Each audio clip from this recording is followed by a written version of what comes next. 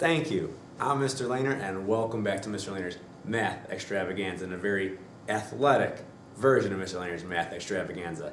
And today, we're just going to kind of review a little bit with area and surface area to figure out, well, what is the difference between the two of these, and then how can I actually apply it to a real life situation, which I know a lot of you guys always ask, when am I ever going to use this in math again? So let's take a look at our first figure in the back here, and it's going to work just with area.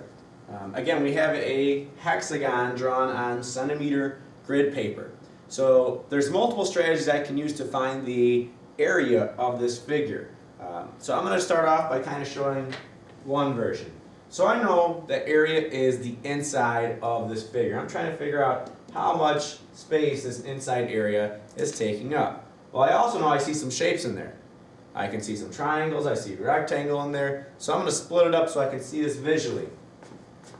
If I draw a line out across here, and I'm imagining I have like a nice little scissors here cutting across. If I cut off the top of this triangle here, there's a couple things that I can do with it. If I cut another line down the middle, I can then take this triangle and flip it, and it's going to fit right here. So if I took this triangle and you imagine I took it and flipped it and put it here, it could actually fit right there on the side. Well, if I take this triangle here, I can actually take it and move it to this side here, and now I made myself a nice easy rectangle. And I can just go ahead and count across. 1, 2, 3, 4, 5, 6, 7, 8, 9, 10, 11, 12 by 1, 2, 3. It would be a 12 by 3 rectangle, which is going to give me an area of 36 centimeters squared. So that could have been one strategy that I used. I decided to cut off my top triangle and add it into the sides. Let's take a look at another example. Again, there's tons of ways you can do this to find the area of this figure. I might decide to do something like this. Draw a line down here to kind of separate this triangle off to the side. I might then take this part here, so now I'm still going to cut this guy out, and I'm going to add him over here onto that side. So let's find this triangle first here on the side. So this is a 1, 2, 3, 4, 5, there's a 6 by a height of 2, which would be 12, and if I divide it by 2, because it's the area for the triangle is base times height divided by 2, so this would be 6 centimeters squared there. Okay, now I said I was going to take this triangle and add it over to that side. I could do that, but we did that in the last example. So let's just say I find the area of this triangle. This is a 1, 2, 3 by a height of 1, 2, 3. So 3 times 3 would be 9 divided by 2 would be 4.5 centimeters squared. Now let's say I draw a line here. I can find this triangle as well. This is a 1, 2, 3, and the height of this triangle is 3. So it would be 3 times 3, which is 9, divided by 2, 4.5 centimeters squared. So again, and I'm writing these in here so I don't forget what the actual areas are of all of these, but I can see that these two triangles here are what? Yeah, they're equivalent. Well, what's left now? I got my rectangle, right? 1, 2, 3, 4, 5, 6, 7 by 1, 2, 3, 7 by 3 would be 21 centimeters squared. Now I had 36 the first time I did this. Let's check this one now. 4.5 plus 4.5 would be 9. 9 plus 21 would be 30. 30 plus 6 would be 36 centimeters squared. So I just did this two totally different ways, but I was able to find the same area. Again, it's whatever way works best for you. If it's easier for you to cut this triangle and put it in the sides, if it's easier for you to draw boxes around these triangles and find it that way, it is totally up to you, but you're still going to come up with 36 centimeters squared. Don't forget to put the unit, and don't forget you're talking about squares when you're working with area. Volume is where you're going to see the cubed or the 3 as part of your unit. Okay, the next thing, and this is going to be your part. We just worked with area of our shape right there. What you're going to find is the surface area of a handy dandy little gift basket. So we are going to put this right here. And we got my nice fingers that are posted on there as well on the side. But what you are going to do is you're going to take a look at this gift box up here. Now again, finding the surface area is going to tell you how much material that you would need for this box. So say you're giving somebody a present, you're going to want to know how much of a box you need. If we were working with volume, we could find the volume as well to see how much that box can hold. And then thinking of like taping. If I was going to tape up the box, we can even figure out how much tape we would need to tape the box closed to make sure nothing fell out. So this box is 6 inches by 6 inches by 7.5 inches. What is the volume of the gift box, and what is the surface area of the gift box? So go ahead, make sure you have some grid paper out if you need it to draw this out. Have your paper and pencil ready to go. Go ahead and pause this video, and let's see if you can find the volume and surface area of this box. Okay, I'm going to draw up here because it's easier for me to see. I know that this is a 6 by 6 by 7.5. So I'm just going to kind of label it like this. It's 6 inches by 6 inches here, and then 7.5 is the height.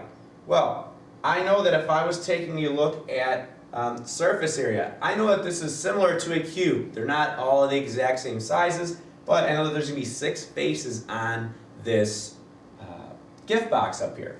So if I want to find this face right here, I know that I can multiply its base, or its length here, or the width, by the length of 7.5. So 6 times 7.5. So 6 times 7 would be 42. 6 times a half would be 3. So this face is 45. Well, I know that this face is going to be 45, the back face is going to be 45, and that side face there, lateral face, is going to be 45 because it has the same measurements here, 6 times 7.5.